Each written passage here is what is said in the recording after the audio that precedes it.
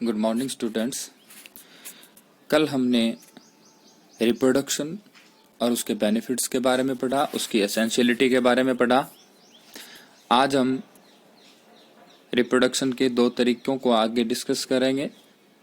दो मेथड्स आपने रिप्रोडक्शन के पढ़े थे, एक एसेक्सुअल और एक सेक्सुअल। एसेक्सुअल रिप्रोडक्शन में आपने ये भी पढ़ा कि सिंगल पेरेंट की एसेंशियलिटी है, only single parent can produce offspring, एक ही पेरेंट ऑफस्प्रिंग प्रोड्यूस कर सकता है। एंड सेक्सुअल रिप्रोडक्शन में आपने पढ़ा कि there is involvement of the two parents, दो पेरेंट्स की आवश्यकता होगी, one produce male gamete and other produce female gamete. दूसरा डिफरेंस आपने ये भी पढ़ा कि अगर बात करें अपन सेक्सुअल रिप्रोडक्शन की तो उसमें गैमीट प्रोडक्शन होता है, मेल और फीमेल गैमीट बनते हैं, बट एसेक्सुअल रिप्रोडक्शन में ऐसा जरूरी नहीं है। फिर कल हमने ये भी सीखा कि क्लोन किसे कहते हैं। तो क्लोन अपन ने बोला था कि जेनेटिकली और मॉर्फोलॉजिकली सिमिलर जो ऑफस्प्रिंग होगी, जिनका डीएनए भी मैच होता हो और मॉर्फोलॉजी भी मैच होती हो, फिजिकल अपीयरेंस भी मैच होती हो, उसको आप क्या कहेंगे? क्लोन्स। आज हम एसेक्सुअल रिप्रोडक्शन के कुछ और तरीके, जो आपकी स्क्रीन पर 4 तरीके दिखाए हुए हैं वो, और कुछ दूसरे तरीके जो एनसीईआरटी में मेंशन्ड है, उनके बारे में बात करेंगे। एसेक्सुअल रिप्रोडक्शन की अगर बात करें तो ये लोअर या सिंपल ऑर्गेनिजम्स में होता है, जिनमें कॉम्प्लेक्सिटी कम हो। और कम कॉम्प्लेक्सिटी वाले यानी कि सिंपल ऑर्गेनिज्म की बात करें तो यूनिसेलुलर हो गए, या कुछ लोअर ऑर्गेनिज्म हो गए, सिलेंट्रेट्स हो गए जैसे, इनमें एसेक्सुअल रिप्रोडक्शन ज़्यादातर होता है, या फंगस में एसेक्सुअल रिप्रोडक्शन होता है। हायर वर्टिब्रेट्स की बात करें या कॉम्प्लेक्स ऑर्गेनिजम्स की बात करें तो उनमें सेक्सुअल रिप्रोडक्शन मेन तरीका है, रिप्रोड्यूस करने का मेन टाइप है। अब ऐसा क्यों है वो चैप्टर में हम आगे पढ़ेंगे कि कॉम्प्लेक्स ऑर्गेनिज्म ही सेक्सुअल रिप्रोडक्शन को इन्वॉल्व क्यों करते हैं, और लोअर जो ऑर्गेनिज्म है या सिंपल ऑर्गेनिज्म है उनमें एसेक्सुअल रिप्रोडक्शन क्यों चलता है। यहाँ कुछ टाइप्स की बात करते हैं, कुछ तरीकों की बात करते हैं। जैसे हमने कल पढ़ा था कि हैबिटेट पर डिपेंड करता है ऑर्गेनिज्म के, उसकी इंटरनल फिजियोलॉजी पर डिपेंड करता है कि वो कौन से तरीके से रिप्रोड्यूस करेगा, विच मेथड इट फॉलोज।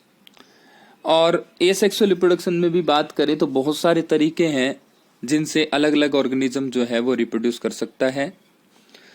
तो यहाँ पर पहला तरीका यूनिसेलुलर ऑर्गेनिज्म की बात करें तो वहाँ मेनली 2 प्रकार के टाइप्स हैं जो इन्वॉल्व होते हैं उनमें रिप्रोडक्शन के लिए।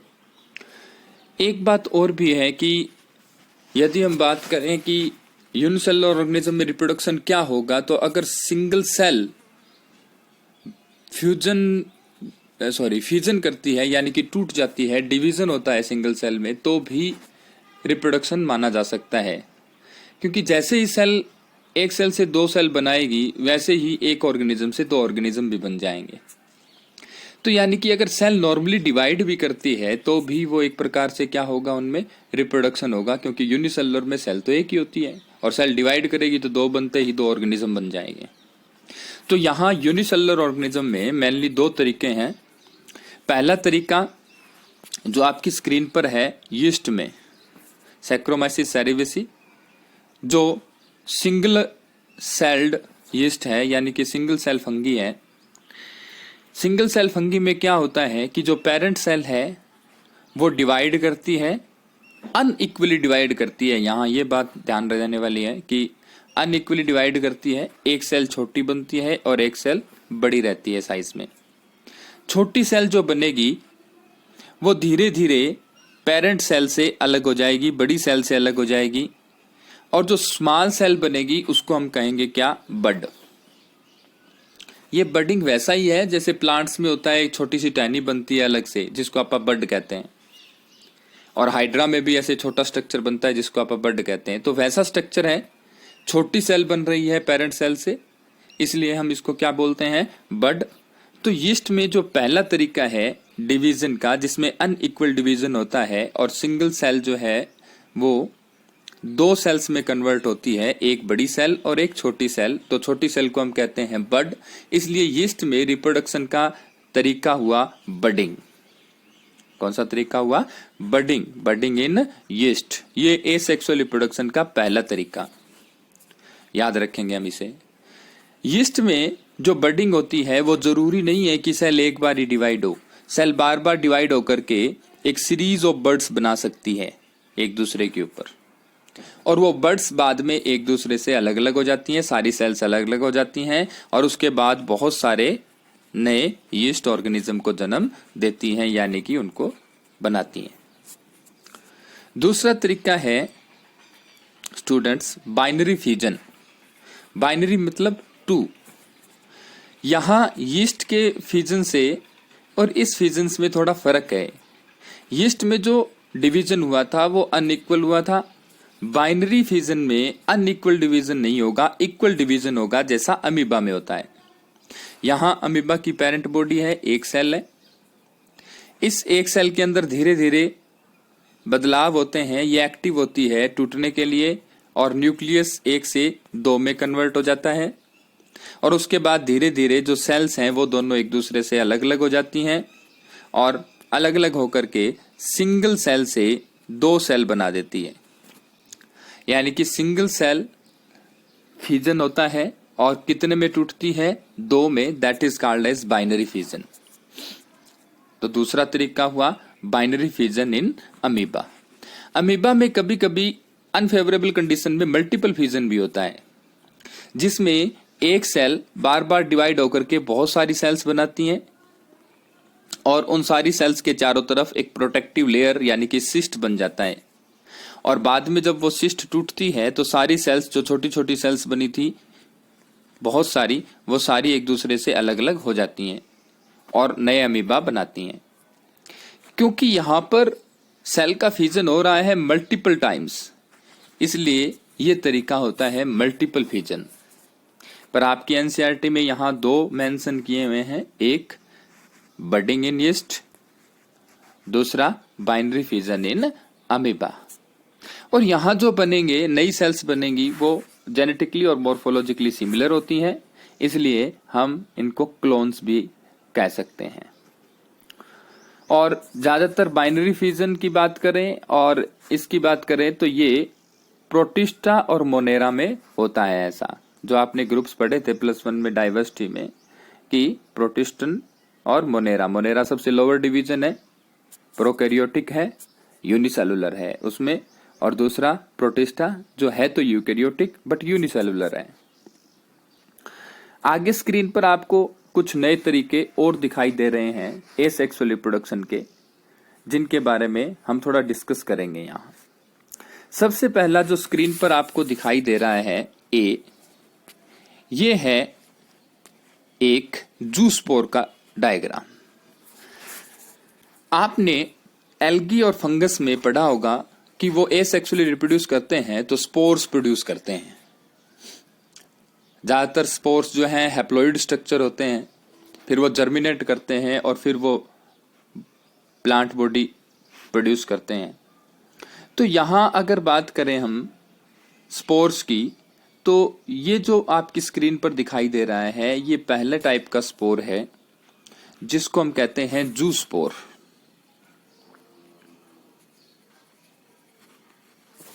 जूस्पोर में क्या होगा, एक बात ध्यान देने वाली बात है, जूस्पोर और जाइगोट में हम डिफरेंशिएट करेंगे तो थोड़ा सा ध्यान देंगे यहां।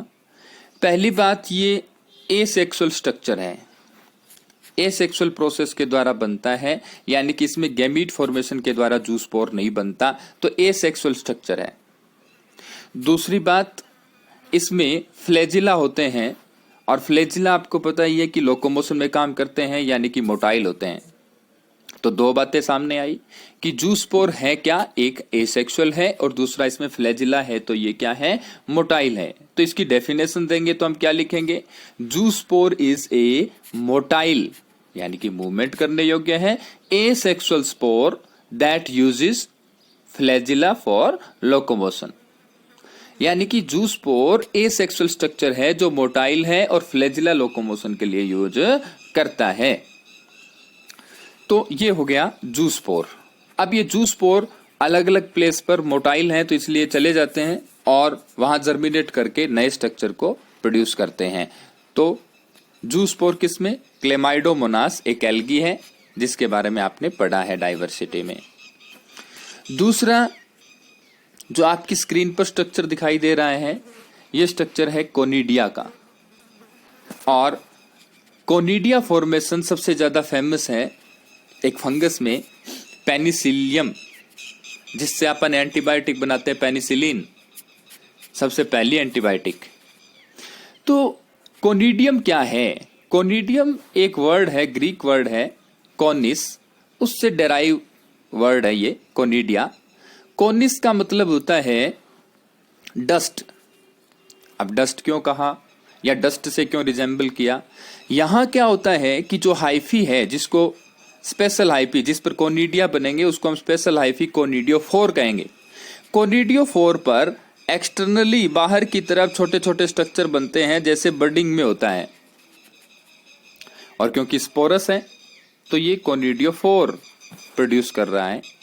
और ये सीरीज ऑफ जो स्पोर्स बन रहे हैं इनको हम कहेंगे कोनिडिया। और ये कोनिडिया जब काफी मैच्योर हो जाएगी फंगस तो ये कोनिडिया एकदम बिखरेंगे जैसे डस्ट बिखरती है, स्प्रेड होती है, और एक एक कोनिडिया एक एक हाइफी या माइसिलियम को प्रोड्यूस करेगा।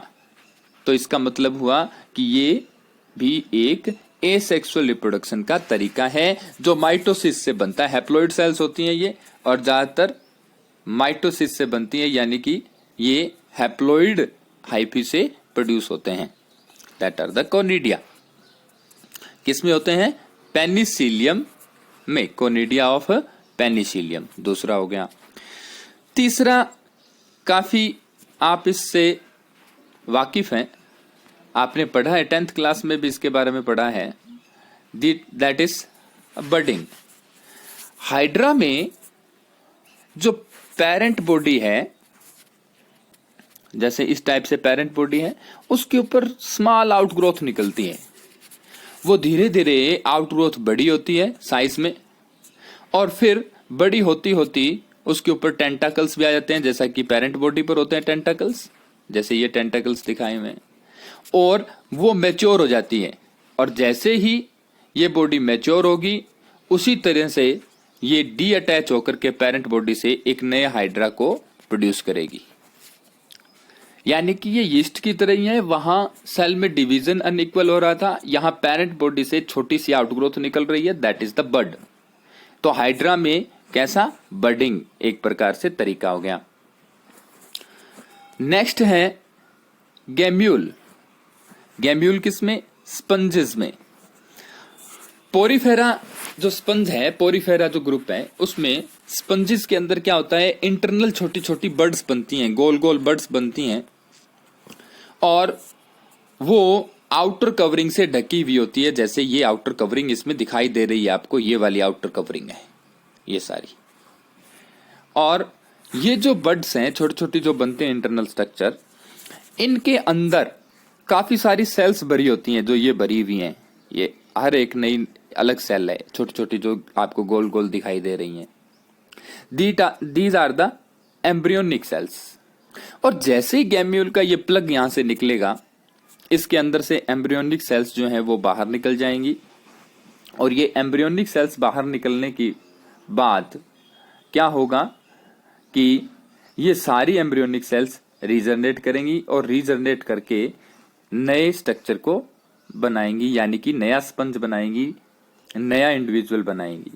तो ये भी एक प्रकार से एसेक्सुअल रिप्रोडक्शन का तरीका है, जिसमें mass of cell is produced that capable of growing new organism. ये जो मास ऑफ सेल है ये नया ऑर्गेनिज्म बनाएगा, अडल्ट स्पंज बनाएगा। तो ये क्या है? गैम्यूल। गैम्यूल किसमें? स्पंजेस में।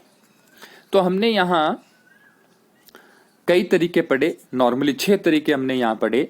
पहला हमने पढ़ा बडिंग इन यीस्ट, दूसरा हमने पढ़ा बाइनरी फिजन इन अमीबा, तीसरा हमने पढ़ा जूस्पोर ऑफ क्लेमाइडोमोनास, चौथा पढ़ा कोनिडिया ऑफ पेनिसिलियम, पांचवा पढ़ा बर्ड्स इन हाइड्रा और छठा पढ़ा गैम्यूल्स इन स्पंज। ये तो थे एनिमल्स की बात कि उनके अंदर नॉर्मली ये सारे हमने जो डिस्कस किए या तो यूनिसेलुलर ऑर्गेनिज्म है और या फिर क्या है एनिमल्स है, हाइड्रा और स्पंज की बात करें तो, और फंगस।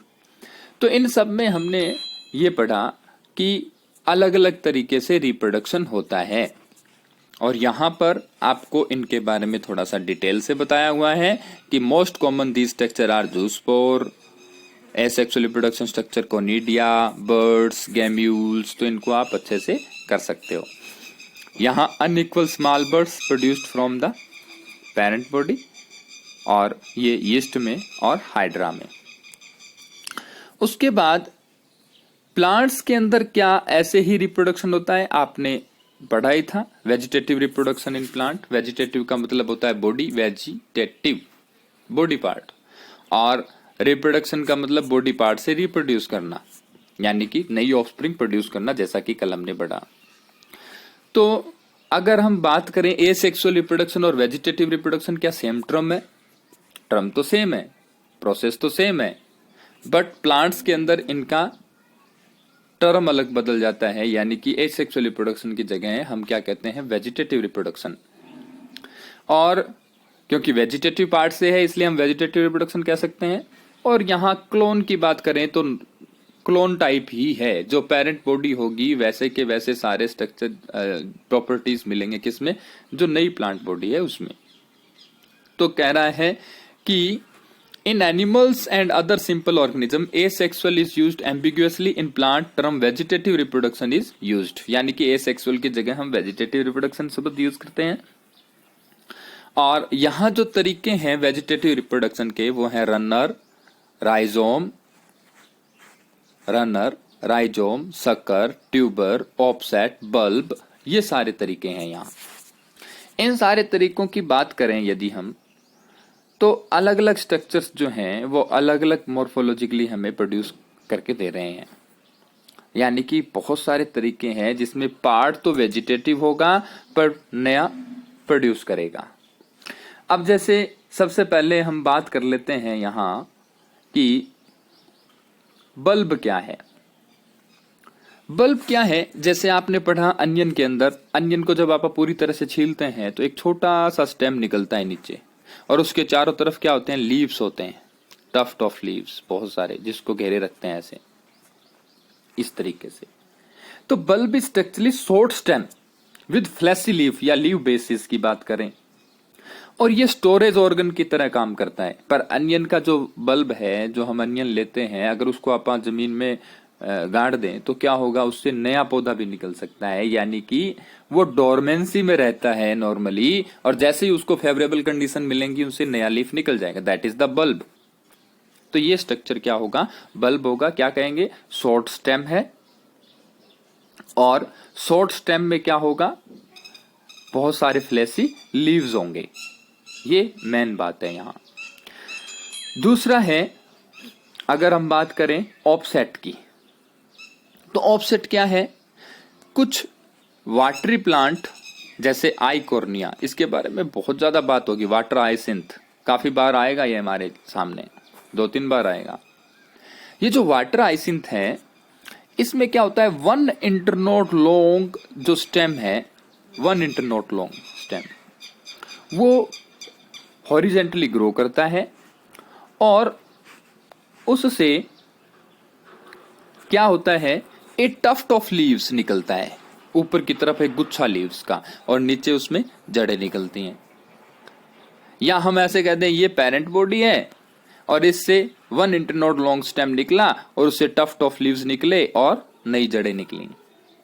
ये ज्यादातर वाटर बॉडीज को ब्लॉक कर देता है, और हमारे तालाबों में, पोखरों में, यानी कि जोहड़ में, पॉन्ड्स में ये ज्यादातर मात्रा में मिलता भी है हर जगह। अगर ये बीच में से कट हो जाए यहां से आइकोर्निया प्लांट का ये, तो दोनों जो प्लांट्स हैं वो नए बनेंगे। यानी कि अब एक प्लांट से 2 प्लांट हो जाएंगे। तो ये भी एक वेजिटेटिव रिप्रोडक्शन का तरीका है, ऑफसेट। तीसरा है, यहां एग्जाम्पल की बात करें तो बुलबिल। ये रहा बुलबिल। बुलबिल स्ट्रक्चर एगेव में होता है, ग्वार पेठे में होता है। वहां पर क्या होता है कि एक लंबा सा स्टेम निकलता है जब वो मैच्योर हो जाता है तो, और स्टेम से बल्ब की तरह ही टफ्ट ऑफ लीव्स बनते हैं। ये लीव्स हैं जो नीचे से जुड़े होते हैं यहां से स्टेम के साथ। यानी कि यंग प्लांट जो रिप्रोड्यूस करेगा वेजिटेटिवली, और उसमें कौन सी बर्ड्स निकलेंगी? एक्सिलरी, क्योंकि मेन स्टेम के एक्सिस पर निकल रही हैं एक्सिलरी बर्ड। और वो फ्लावर की जगह क्या बनाएगा? इनफ्लोरेसेंस की जगह क्या बनाएगा? टफ्ट ऑफ लीव्स बना रहा है यहाँ, एक प्रकार से इकट्ठे लीव्स इकट्ठे हैं, छोटा सा स्टेम उसमें इकट्ठा है। तो ये जो यंग प्लांट बनेंगे कहां? स्टेम के ऊपर ही एक्सिलरी बड के रूप में, ये क्या कहलाएंगे? बुलबिल। और जैसे ये यंग प्लांट अलग होंगे, डी अटैच होंगे, तो ये नए प्लांट को प्रोड्यूस कर सकते हैं। तो दैट इज द बुलबिल स्ट्रक्चर। अगला जो आपकी इस पे दिखाई दे रहा है वो है ट्यूबर, यानी कि पोटैटो में। ट्यूबर क्या है? ट्यूबर नॉर्मली दो टाइप के हो सकते हैं, एक स्टेम ट्यूबर और एक रूट ट्यूबर। जैसे शक्करकंदी है उसमें तो रूट है ना नीचे, और जो पोटैटो है उसमें क्या है? स्टेम है। आलू में नीचे स्टेम जो है वो फ्लैसी हो जाता है, अंडरग्राउंड थिकन्ड पार्ट हो जाता है, थोड़ा सा थिक हो जाता है, और एक ही जगह मच थिकन्ड पार्ट जो होगा और जिस पर छोटी छोटी नोड्स होंगी जो आइज के तौर पर, यानी कि जहां से नए प्लांटलेट्स क्या कर सकते हैं? स्प्राउटिंग हो सकती है, जर्मिनेट कर सकते हैं आई बर्ड्स। तो वो बर्ड्स होंगी जिस पर थिकन्ड पार्ट है और जिस पर क्या होंगी? बर्ड्स होंगी। That is called as tuber. वो क्या है? ट्यूबर है। ट्यूबर किसमें? पोटैटो में। अगला है यहां अदरक में एक प्रकार से राइजोम। अब राइजोम क्या है? राइजोम स्टेम का एक पार्ट है जो हॉरिजेंटली बिलो द ग्राउंड, ये स्टेम है, हॉरिजेंटली बिलो द ग्राउंड क्या करता है? ग्रो करता है, और उस पर बहुत सारी नोड्स होती हैं सीरियल वाइज, और एवरी नोड से रूट निकलती हैं, हर नोड से रूट निकलती हैं लगभग, जैसे यहां निकल रही हैं। That is called as rhizome. Horizontally underground क्या करेगा? ग्रो करेगा, और बहुत सारी रूट्स निकलेंगी, जैसा सामने आप जिंजर में देख पाते हैं, या टर्मरिक हल्दी में भी राइजोम टाइप होता है ना? तो दैट इज द राइजोम। तो यहां हमने ये जो 5 वेजिटेटिव रिप्रोडक्शन के तरीके, उनमें से 4 पढ़ लिए।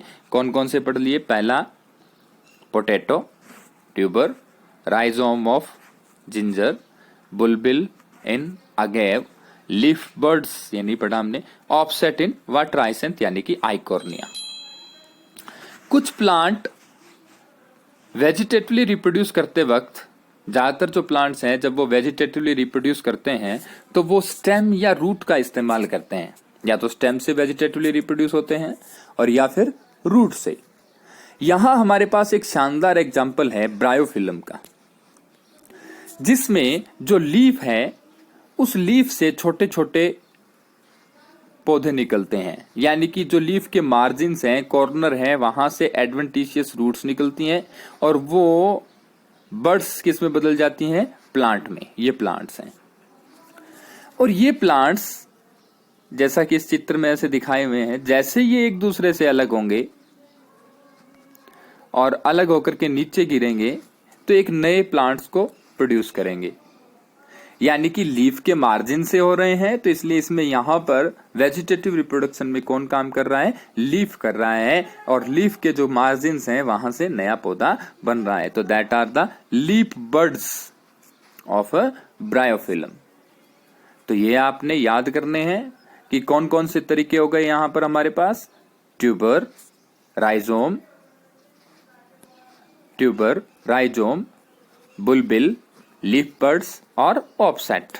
ये वेजिटेटिव रिप्रोडक्शन के 5 तरीके जो आपके यहां पे दिए हुए हैं। इसके अलावा इसमें है रनर। आपने जो नॉर्मल ग्रास है उसमें देखा होगा कि जो पेरेंट ग्रास है वहां से हॉरिजेंटली ग्राउंड के अलोंग कुछ स्टेम निकलता है और हर नोड से नीचे की तरफ रूट्स निकलती हैं, ऐसे इस तरीके से, इस तरीके से। तो ये run horizontally along the ground, ये रन कर रही है हॉरिजेंटली अलोंग द ग्राउंड, और इंटरनोड से जहां से ये निकलेगी जमीन में जड़ें चली जाएंगी और वहां से पेरेंट बॉडी अगर अटैच होती है, वहां से डी अटैच होता है अगर, तो क्या होगा, एक नया प्लांट बनेगा। That is the runner, run horizontally along the ground. बाकी सारे तो हमने यहां पढ़ ही लिए, रनर, राइजोम सब पढ़ लिए। और नेक्स्ट है, यहां एक रह गया है, वो है सकर। सकर, सकर क्या है, जैसे बनाना के अंदर होता है, जो शॉर्ट स्टेम है बिलो ग्राउंड, वहां से वर्टिकली अपवर्ड एक ग्रोथ निकलती है, वर्टिकली अपवर्ड। पहले वो ग्राउंड में नीचे की तरफ ग्रो करती है स्टेम से ही, और फिर वो ऊपर की तरफ स्प्राउटिंग उसका हो जाता है, और वहां से एक ग्रो करके नया प्लांट बनता है केले का, इस तरीके से। तो वो चीज क्या है, सकर है। ठीक है, ये सारे के सारे जो स्ट्रक्चर्स हैं जो वेजिटेटिव रिप्रोडक्शन में मदद करते हैं। कौन कौन से स्ट्रक्चर्स की बात करें, अगर हम यहां बात करें कि कौन कौन से स्ट्रक्चर, तो ये स्ट्रक्चर जो हैं, जो राइजोम है, सकर है, ट्यूबर है, ऑफसेट है, बल्ब है या रनर है, ये सारे स्ट्रक्चर जो वेजिटेटिव रिप्रोडक्शन में मदद करते हैं, इन स्ट्रक्चर्स को हम कहते हैं वेजिटेटिव प्रोपेग्यूल्स। कि जिस स्ट्रक्चर से वेजिटेटिव प्रोपेगेशन हो रहा है वो वेजिटेटिव प्रोपेग्यूल है। और यहां जो प्रोसेस हो रही है वो कौन सी प्रोसेस है, एसेक्सुअल, यहां कोई गैमीट फॉर्मेशन नहीं हुआ। समझ में आया? तो ये था एसेक्सुअल रिप्रोडक्शन के बारे में बहुत सारी चीजें। उसके अलावा यहां कुछ और बातें हमें बता रहा है, जैसे मैंने कहा था आइकोर्निया प्लांट के बारे में हम और कुछ भी पढ़ेंगे। तो कह रहा आइकोर्निया जो प्लांट है वो वाटर बॉडी के लिए बहुत घातक है। ये क्या करता है, वाटर बॉडीज को ब्लॉक कर देता है, काफी ज्यादा मात्रा में उगता है ये पानी में, और रिप्रोड्यूस बहुत जल्दी जल्दी करता है। एसेक्सुअल रिप्रोडक्शन का एक और बेनिफिट है कि यहाँ रिप्रोडक्शन बहुत इजीली और बहुत ज्यादा मात्रा में हो सकता है, नंबर ऑफ ऑफस्प्रिंग बहुत ज्यादा प्रोड्यूस होती हैं। तो ये वाटर बॉडी को क्या करता है, क्लॉक कर देता है, यानी कि चौक कर देता है, स्कोरेज होता है, और इसलिए इसको कहते हैं टेरर ऑफ बंगाल। किसका नाम है, वाटर हाइसिंथ का। क्यों? क्योंकि ये क्या करेगा, वहां की जो वाटर बॉडीज हैं बंगाल में, या टेरर ऑफ बंगाल क्यों कहा, क्योंकि ये इतना ज्यादा इन्वेजिव वीड है जो स्टैंडिंग वाटर में ग्रो करता है, और वहां पर ज्यादातर पानी से संबंधित फूड ग्रेन्स भी प्रोड्यूस होते हैं, जैसे चावल, राइस है या मछली पालन है। और ये वाटर के अंदर जो ऑक्सीजन है उसको ड्रेन कर देता है, जिससे मछलियां मर जाती हैं। इसलिए ये क्या है, एक प्रकार से आंतक है वहां, क्योंकि मछलियों को मार देगा, जिसकी वजह से उनका फूड कलेक्शन जो है वो कम हो जाएगा। तो वाटर बॉडीज में क्योंकि ये बहुत ज्यादा इन्वेजिव वीड है, वैसे ये हमारे यहाँ नहीं होता था, ये वीड ऐसा वीड है जिसका कोई कंपटीटर नहीं है, यहाँ प्रेडेटर भी नहीं है, इसलिए ये काफी ज्यादा मात्रा में फैला। इसको इंपोर्ट किया गया था, किसके लिए, इसके जो फ्लावर्स हैं वो बहुत ही शानदार होते हैं, ब्राइटली कलर्ड और बहुत सुंदर फ्लावर्स होते हैं।